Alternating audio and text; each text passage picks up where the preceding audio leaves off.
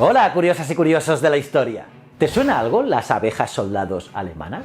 Pues bien, así fue como la prensa inglesa justificó la derrota del ejército colonial británico frente a los alemanes en la batalla de Tanga, en Tanzania, durante la Primera Guerra Mundial. Y lo cierto es que la planificación británica en aquella batalla fue un desastre, porque las abejas lo único que hicieron fue defenderse, y ni mucho menos estaban adiestradas por los alemanes, como se llegó a publicar. Así que, bueno, además de sentir un poquito el clickbait que os he hecho en el vídeo, la realidad fue que, tal y como ha ocurrido en muchas otras ocasiones a lo largo de la historia, el gobierno y los medios ingleses taparon la ineptitud de sus oficiales con el ataque de insectos comandados por lo que parecía ser la abeja maya en tanque.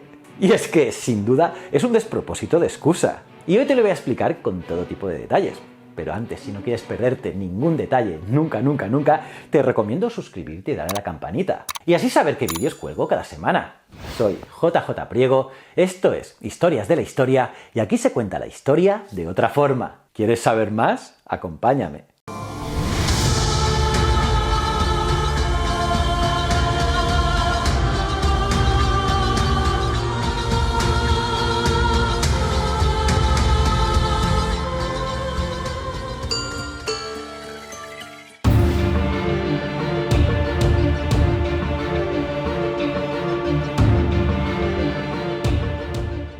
Pues bien, curioso, tirando un poco atrás para ver los antecedentes de esa batalla, podríamos ir a finales del siglo XIX, cuando, a partir de 1870, las expediciones al continente africano se multiplicaron y las potencias europeas se lanzaron a una intensa carrera de conquista y colonización de territorios.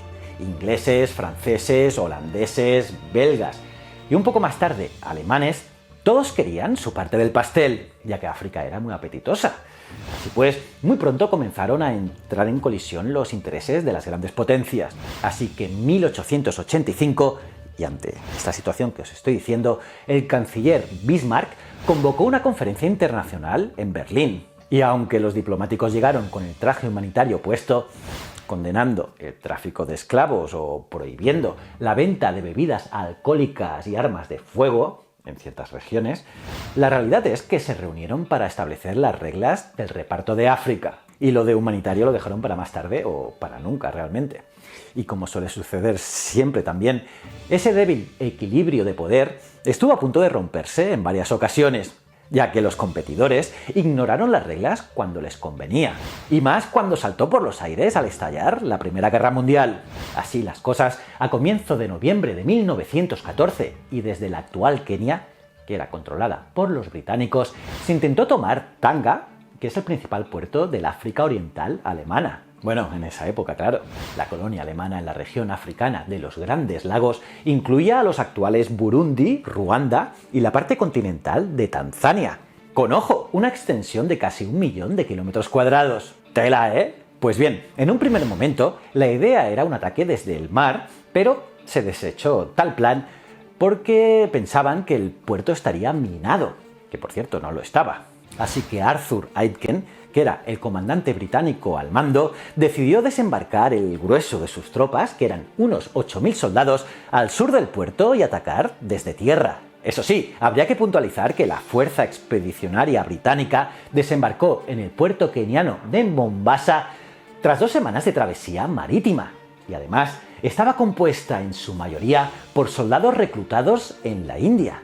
Unos soldados que no tenían ninguna experiencia y que apenas sabían cómo usar esas armas. Unos nuevos fusiles muy chungos para esa época. Ya veis que eran unos linces. Y por lo tanto, la decisión de Aitken fue un error mayúsculo, ya que no tuvo en cuenta que tendrían que atravesar un manglar, un manglar infectado de mosquitos y también, ojo, serpientes venenosas, y una zona selvática enorme donde las abejas africanas, que eran mucho más agresivas que las comunes, vivían plácidamente.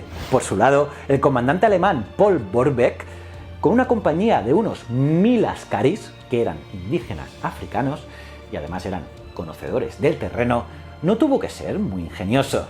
Al final, fue suficiente con usar la vieja confiable, la emboscada de toda la vida. Y es que para las ametralladoras alemanas fue un juego de niños hacer blanco entre las tropas británicas, que estaban exhaustas por el viaje y con dificultad para moverse en aquella zona pantanosa. Y por si esto no fuera poco, cuando comenzó la batalla, estas abejas, que debían ser seguidoras de la mejor defensa es un buen ataque, se emplearon a fondo con unos y con otros. E independientemente de lo que publicaron los medios ingleses, que decían que las abejas estaban adiestradas por los alemanes y solo atacaban a los británicos, la realidad es que atacaron a todos, como es normal, claro, pero castigaron en mayor medida a los británicos porque eran muchos más. Como os he dicho, era una proporción de 8-1. Además, y esto tampoco es baladí, hay que tener en cuenta que las fuerzas alemanas, en su mayoría, como os digo, askaris, estaban habituadas a estos feroces insectos. Todo lo contrario que le ocurría a los inexpertos indios, que huyeron asustados por la agresividad de este tipo de abejas. Pues bien, disgustado por el mal desempeño de su fuerza anglo-india, Aitken ordenó a sus hombres que regresaran a sus transportes.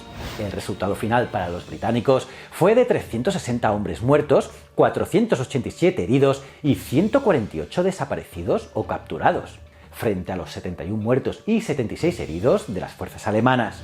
Además, la huida en estampida de las tropas británicas supuso que dejasen abandonado en la playa armamento suficiente como para rearmar 3 compañías. Vamos, como os digo, unos linces. Dejaron allí 600.000 cartuchos y 16 ametralladoras. Y de hecho, todo este material permitió mantener en campaña a las tropas alemanas durante un año entero sin necesitar suministros. Y el comportamiento posterior de Aitken estuvo a la altura del que tuvo en la batalla, ya que trató de echarles las culpas a sus pobres soldados y pidió que se les enviase a la India a casa deshonrados porque habían fallado y que era su culpa. La culpa eran de los soldados, no suya. Eso sí, no logró evitar que se le relevara del mando y se le tachara de incompetente. Y es que no era para menos. Y nada, aquí ha acabado la historia. ¿Cómo os habéis quedado, curiosos y curiosas? ¿Os ha molado? ¿Qué me decís? Ponmelo en los comentarios. ¿Sabíais de esta historia? Y nada, aparte de darle me gusta al vídeo, suscribirte y campanita, debes mirar este vídeo de aquí, que es brutal. Y si no eres suscriptor, si no lo eres, pues darle a este botoncito. Y estos 2 botones son otros canales míos que quiero que entres, que los veas y me digas qué tal están. Y recuerda, el conocimiento es un requisito esencial para la supervivencia. Muchísimas gracias.